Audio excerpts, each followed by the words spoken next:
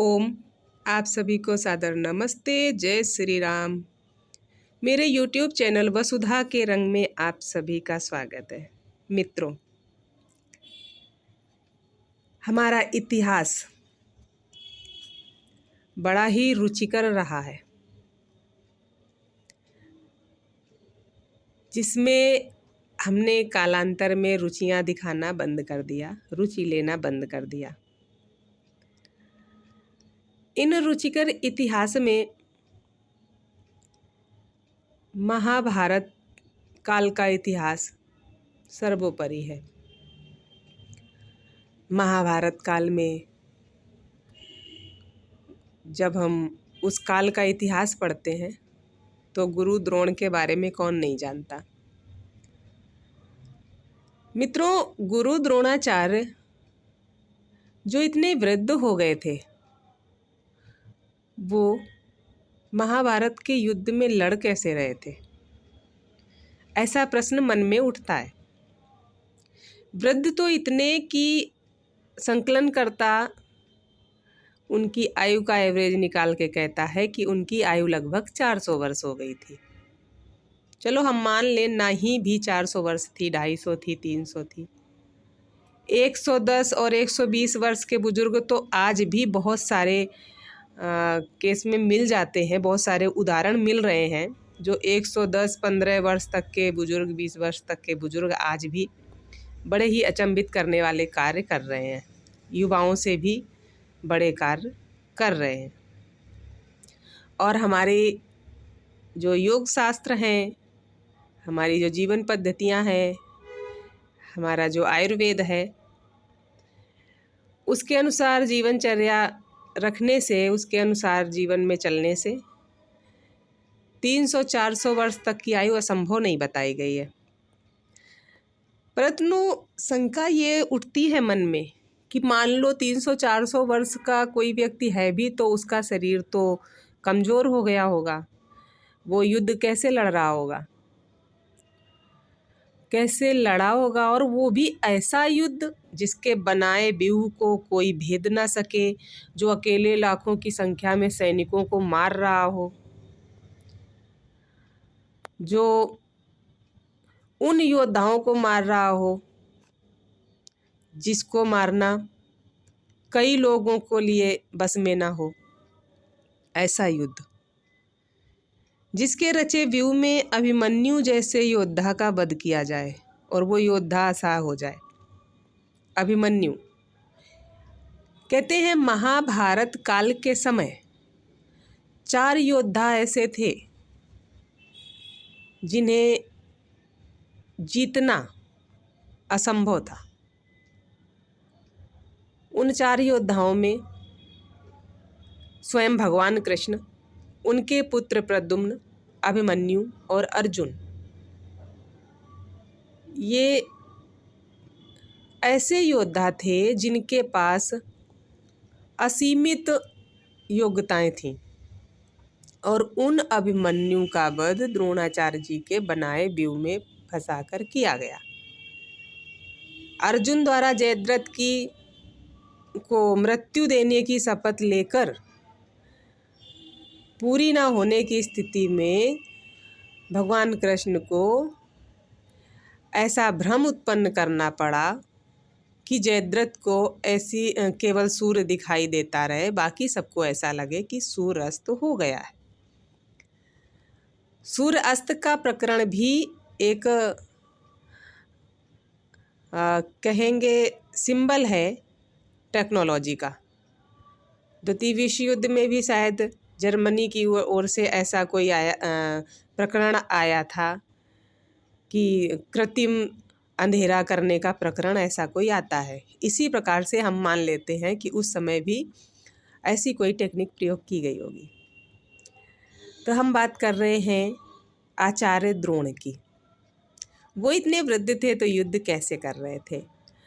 तो यहाँ पर सीधा सा अर्थ समझ में आता है कि सामान्य जनमानस जिस प्रकार से युद्ध को समझता है कि बड़ा चमत्कारिक ढंग से युद्ध हो रहा था, दरअसल वो युद्ध टेक्नोलॉजी से हो रहा था।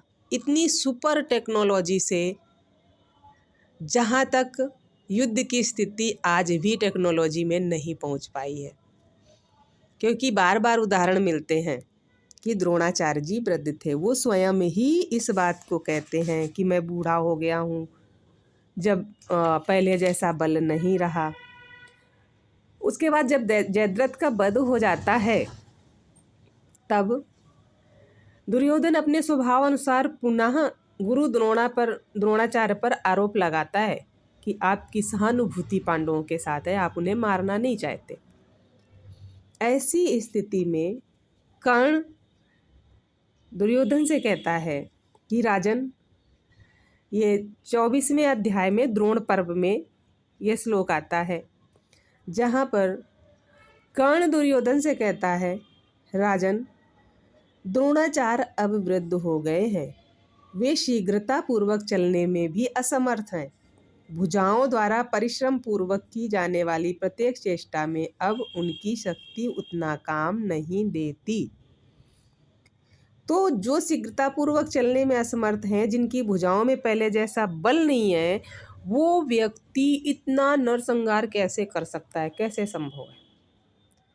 तो वो उसी प्रकार संभव है जिस प्रकार से इस महाकाव्य में इतने सारे अस्त्र शस्त्रों का वर्णन है। वो अस्त्र शस्त्र जिन्हें दिव्यास्त्र कहा गया है, जिन्हें आज बम, परमाणु बम, मिसाइल आदि का नाम दिया जाता है, और द्रोणाचार्य जी इस प्रकार से उनका वध कर रहे हैं कि द्रोणाचार्य के सामने जो जो वीर आते हैं, 25वें अध्याय में द्रोण के पूरे द्रोण पर्व में ही उदाहरण मिलता है, लेकिन मैं द्रोण पर्व के 25वें अध्याय से ही बता देती हूँ। 25वें अध्याय का 11वां श्लोक, जिसमें आचार्य द्रोण के सम्मुख जो भी खड़ा होता है, उसी का सिर काटकर द्रोणाचार्य के बाण धरती में समा जाते हैं। तो जो द्रोणाचार्य चलने में शीघ्रता पूर्वक नहीं है, जिनके भुजाओं में पहले जैसा बल नहीं है, वो इतने सारे लोगों के सिर कैसे काट सकते हैं? तो सीधी सी बात है, टेक्नोलॉजी का प्रयोग हो रहा था। अब टेक्नोलॉजी में युधिष्ठिर के साथ वो लड़ते हैं तो बहुत सारे अस्त्र शस्त्रों के नाम आ रहे हैं। वायव्य शास्त्र का नाम आ रहा है, अन्य कई सारे दिव्यास्त्र का नाम आ रहा है, वरुण, आग्नेय, त्वाष्ट्र, सावित्री नामक दिव्यास्त्रों का नाम आ रहा है। दिव्यास्त्र का अर्थ आज की मिसाइल से लगाया जाना चाहिए, क्योंकि उस समय जो दिव्यास्त्र शब्द का प्रयोग किया गया है वो आज के मिसाइल शब्द है। आज भी बहुत सारी मिसाइलों को ऊपर भी आसमान में ही ध्वस्त कर दिया जाता है। वही वर्णन इसमें आ रहा है कि ये सारे जो दिव्यास्त्र हैं, जो मिसाइलें हैं, जो द्रोणाचार्य जी युधिष्ठिर को मारने के लिए छोड़ रहे हैं, उन्हें युधिष्ठिर अपने दिव्यास्त्रों द्वारा हवा में ही नष्ट कर रहे हैं। ब्रह्मास्त्र का प्रयोग आता है, आज भी ब्रह्मोस नाम की मिसाइल है, इन्हीं से नाम लिए गए हैं आज की मिसाइलों के। आधुनिक युग में ब्रह्मोस नाम की मिसाइल है, और महाभारत काल में भी ब्रह्मास्त्र शब्द का प्रयोग है। जब द्रोणाचार्य जी युधिष्ठिर पर ब्रह्मास्त्र नाम का दिव्यास्त्र अर्थात मिसाइल छोड़ते हैं, तो युधिष्ठिर ब्रह्मास्त्र नाम की मिसाइल से ही, दिव्यास्त्र से ही द्रोणाचार्य के उस प्रयास को हवा में ही असफल कर देते हैं। तो ये जो युद्ध है वो टेक्नोलॉजी का युद्ध है। बुरी तरह से पढ़ने से साफ साफ दृष्टिगोचर होता है, और ये टेक्नोलॉजी जो महाभारत काल में प्रयोग की गई, उसी काल में खूब ध्वस्त हो गई, नष्ट हो गई, सारे विद्वान मारे गए, क्योंकि ये शायद दुनिया का सबसे बड़ा विश्व युद्ध था। दुनिया के सारे राजा थे, विद्वान थे, तो उस समय मारे गए। और जो हमारे पास ग्रंथ बचे थे उस टेक्नोलॉजी से संबंधित, उन ग्रंथों को मुगलों ने खूब जलाया। बख्तियार खिलजी जैसे मुगल ने 90 लाख ग्रंथ तो नालंदा में जला दिए।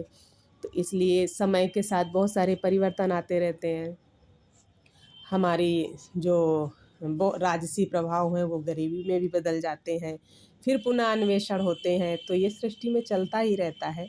इसलिए अपने जो भी पूर्वज हैं उनकी योग्यताओं पर शंका नहीं करनी चाहिए। आप सभी को पुनः सादर नमस्ते। जय श्री राम।